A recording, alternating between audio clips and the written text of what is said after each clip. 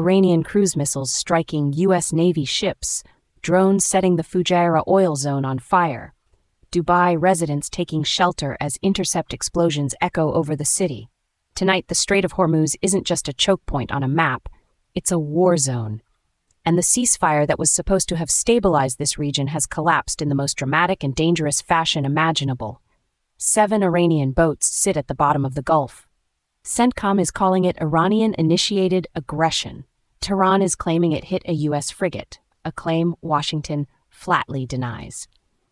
Joining me now are Marcus Webb, our defense and security analyst, and Sophia Reeves, our economics and markets editor. Marcus, let me start with you. Is this the moment the United States has been dreading, or the moment it's been waiting for? Thanks, Emma. Look, let's be clear about what happened today. Iran fired cruise missiles at the United States Navy, not at a proxy, not at a commercial vessel they can later claim was ambiguous, at the United States Navy. And the response, sinking 7 Iranian boats, while satisfying, is not yet sufficient to change the regime's strategic calculation. What we saw today was a regime testing the outer limits of American resolve under Project Freedom, and what Tehran needs to understand, urgently, is that there are no outer limits when you fire on American warships. Admiral Brad Cooper at CENTCOM called this exactly what it is, Iran initiating aggressive behavior. The Daily Wire's analysis is right on the money. Behavior in Tehran only changes when the regime changes or faces genuine existential threat. The Arab world gets it. MBS called the UAE within hours to condemn the attacks. Qatar's emir did the same. Even Iran's neighbors are closing ranks against it. The question isn't whether America should respond with overwhelming force. It's whether Washington has the stomach to see this through to an outcome that actually sticks. But Marcus, devil's advocate, Iran is claiming it struck a U.S. frigate, that the ship turned back and fled. Even if that's disinformation, which CENTCOM says it is, doesn't the propaganda war matter here? Doesn't Iran win something just by having this argument publicly? And Sophia, I want to bring you in, because the markets are watching every one of these developments. What is the economic reality of what happened today? Well, look, Marcus is right that Iran needs to feel pain. But here's what I think Marcus is missing. The economic dimension of this crisis is being catastrophically underestimated. 20% of the world's oil supply moves through that strait. 20%. And Fujairah, the port that's burning tonight, was specifically designed as the bypass route if the strait gets blocked. Iran didn't just attack a military target, it attacked the redundancy built into the global energy system. Brent crude will spike on open tomorrow, and if this drags on for weeks, we're not talking about a few dollars at the pump. We're talking about an inflationary shock that hits every economy on Earth. The free market case for resolving this swiftly and decisively is overwhelming. Every day of uncertainty is a tax on global trade that ordinary people pay. The longer Washington allows this to fester with graduated responses and managed escalation, the more economic damage accumulates. I want a strong American response. I just want it fast, because the market can't absorb prolonged ambiguity. I hear what Sophia is saying, but with respect, that misses the point entirely. Speed without decisive force isn't a solution. It's a ceasefire sequel. We've already been through that movie. The first ceasefire collapsed. A second one will collapse faster if it isn't backed by consequences Iran genuinely fears. And on the propaganda war, Emma, absolutely it matters. But here's the thing. Iran's claim that they hit a U.S. frigate and it fled was denied within hours by CENTCOM. The regime is lying for domestic consumption. We've seen this playbook since 1979.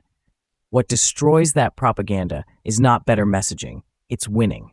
7 Iranian boats at the bottom of the Gulf is a message. The question is whether it's the first sentence or the last sentence in this chapter. I'll tell you what keeps me up at night. The moment Washington blinks, the moment there's any signal of hesitation, every Iranian-backed proxy from Baghdad to Beirut reads it as an invitation. Here's what I want to know, and I want both of you on this. We've got MBS condemning the attacks, Qatar's emir condemning the attacks, the entire Gulf closing ranks against Tehran.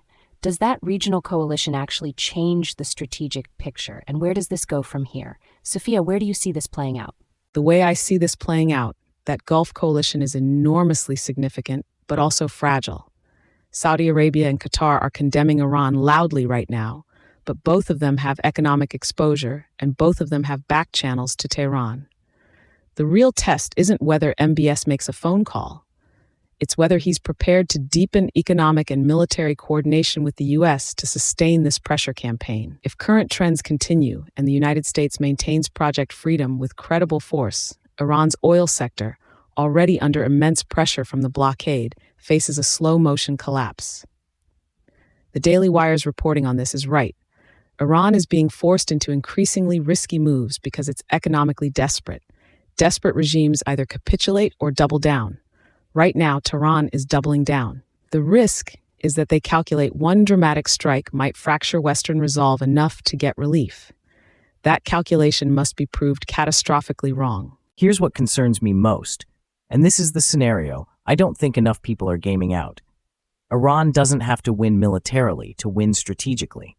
If it can drag this into a prolonged, grinding, low-intensity conflict that keeps oil prices elevated, strains the U.S. Navy's operational tempo, and chips away at Allied patience, it achieves a kind of negative victory. The regime has survived 40 years by making confrontation feel more costly to its adversaries than to itself.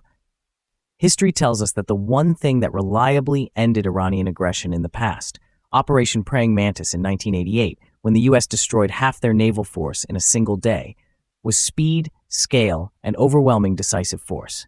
Not graduated, not proportional, overwhelming. The trajectory right now suggests we're still in graduated mode, and graduated isn't going to be enough. Marcus Webb, Sophia Reeves, two sharp minds, one burning conclusion. The Strait of Hormuz is on fire, the ceasefire is in the bin, and somewhere in Tehran tonight, someone just found out that sinking 7 of your boats and setting your disinformation on fire is only the beginning. We'll be watching.